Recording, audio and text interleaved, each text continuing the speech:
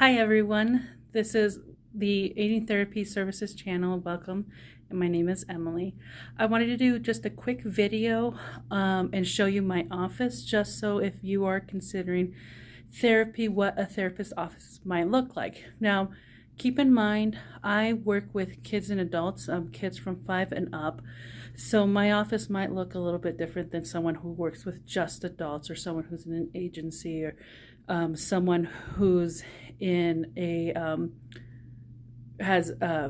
does equine assisted therapy or anything like that. So keep in mind there's going to be differences, but just some of the things that you might be able to expect. So I am gonna flip my camera around. I'm on my phone, so I'm gonna try to not make you so dizzy. All right, so I'm standing at my office door, and the way I've structured my office is I've tried to make a little bit of a separation. So there's the 2 chairs. That's where most adults sit. Now on this wall here, I have some paintings that I've done in sessions with kids. These are the ones that I have painted myself. I don't always put up paintings that kids have done, simply because I don't want kids to get jealous necessarily. And I only have so much wall space and so many painting space. Now, you may have noticed that I do have Christmas lights up. I have not turned them on for the reason that most of these lights are burnt out, and I have not had the opportunity to replace them. Just here's my desk in all its messy glory. Apologize for the out of focus there. I always have an analog clock behind me so that clients can see what time it is. Now I'm going to turn a little bit. I'm going to try to keep it within focus. On this file cabinet, I would normally have an alarm clock, and I have that facing me so that I can make sure to stay on time. Unfortunately, my alarm clock went kaput, so I no longer have it there. Now on this, I have my bookshelf. In the cupboards underneath, I have like a stove top and stuff like that. But here's some of the things. So the top shelf, I have some knickknacks. That fan was a fan that my sister got me. Gosh, it'd be over a decade ago now, from a study abroad trip in Spain.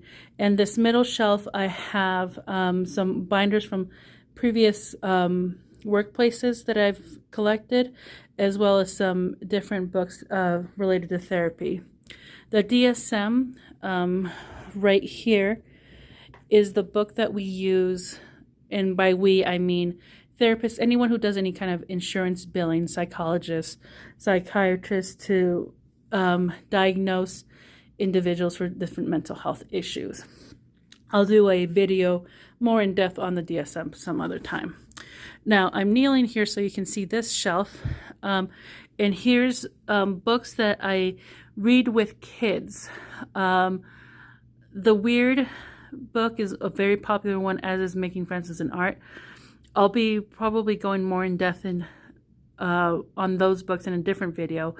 And then to my right, I'll go more in depth on those books as well. Those are books that I use with kids who are coping with separation and other issues. All right, so standing up slowly, turning again, try not to make anyone dizzy. So now we're getting into the kids portion. Now, this table here is what I use with a lot of kids and teenagers and some adults to do various art activities. There's the art cart that I use. It has some glue, it has some beads, it has some paint. Next to it is a storage area unit that I use. That blue bin is what I use for sand tray, okay? And then a rack with some art pieces that are drying. Posters on the back. I like this one that says catastrophic signs of anxiety. Just because I think we've all seen a cat like that, and it helps like really decipher what are some of the different signs that in the middle of a panic attack. And then of course the Making Responsible Choices poster. I've bookended it with another Feelings Faces poster. This one's in Spanish. Now I have my dollhouse here. In the bins underneath, I have different toys. Again, they're at the height that kids can reach, which is the same reason that I put those books on the lowest shelf so that kids can reach it if necessary. In these bins, I have dolls for the dollhouse, Legos, my dinosaurs, sand tray toys, a kitchen set, board games, Play-Doh, and stuffed animals. All right, now I'm going to go ahead and flip it around. So again, this is just what a therapist's office might look like. Now, in another video, we'll probably do a tour of my employee Shiri's office. She sees right now mostly adults, so that'll be a different view of what another therapist's office can look like. If you have any questions, feel free to ask. Other than that, have a great, wonderful day. Thank you, everybody.